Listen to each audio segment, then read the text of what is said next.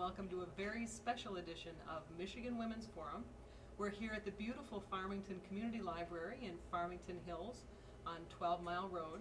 And today we're bringing you 4 local authors, local to Farmington and Farmington Hills, who've each taken a different path to their dream of publishing.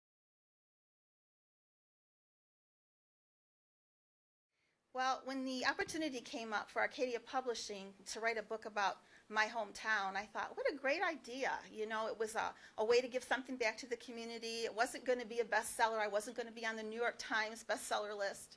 But I thought it would really be a good thing to do for the community. And when I write history, I like to write something that entertains people, but also teaches them something.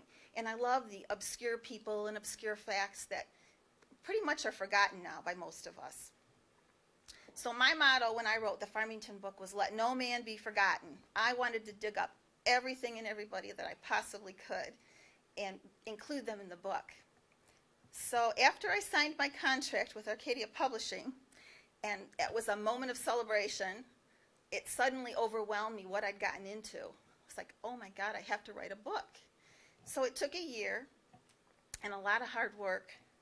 But I managed, with a lot of help from a lot of my friends, to get the book put together. Tim Ostrander helped with all the current pictures.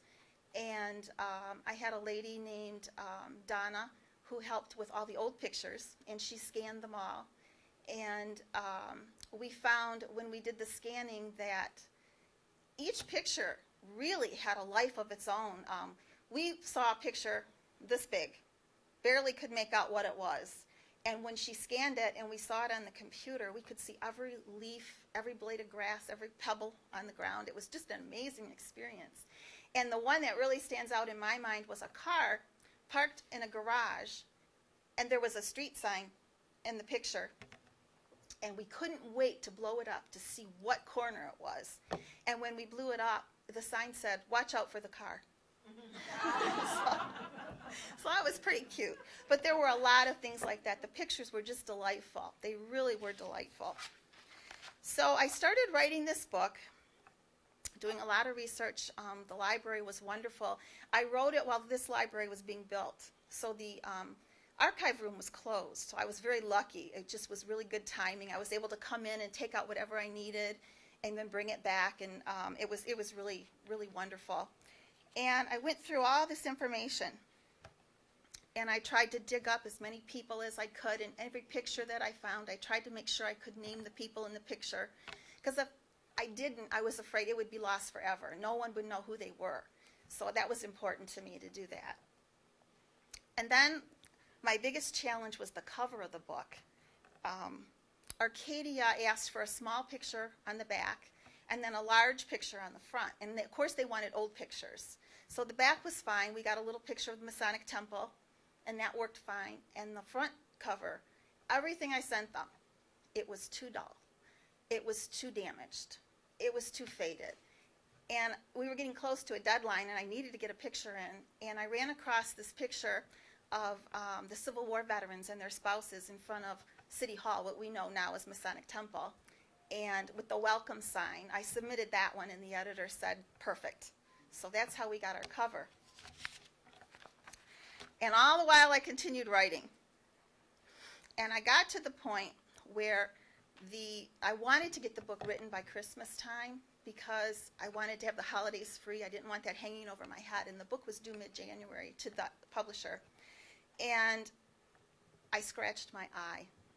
So I was out of commission for 2 weeks in December. And all the while, I was wrapping gifts and hanging ornaments and writing cards and thinking, I should be writing, I should be writing, I should be writing. And finally, after the holidays, my eye healed, and I was back at the computer, and my son was getting ready to go back to Michigan State that Sunday after the holiday break. And he came in our bedroom at 9 o'clock Sunday morning and said, take me to the hospital. Something's wrong with me. So that whole week of January, we were back and forth in the emergency room with him. And he had doctor's appointments and outpatient treatments, and it all ended up being a kidney stone. He was fine, but he lost the week of school, and I lost the first week of January. And there I was with 1 week to go, and I still had to finish the last chapter, the table of contents, the index. But I worked really hard, and with some help from my friends, I got it in and got it done. And it was just a wonderful, wonderful experience. It really was. And Arcadia was great. When the book came out, they sent a publicist up, and he marketed the book for me for a week. He traveled around to the different businesses and schools, and he was really very, very helpful. And then I did a couple of newspaper interviews and a radio interview, and something I really kind of didn't think about when I was writing it. I was just worried about writing it, and this other stuff was way in the future somewhere, kind of vague to me. But the book has to be promoted once you've written it, because no one will know about it if you don't tell them. So that's kind of how that went. And it's just a real thrill to see your name on the cover of a book. It's a thrill to see your name in print, period. But to see it on the cover of the book, it's a lot of hard work, and it's fun. It really is fun.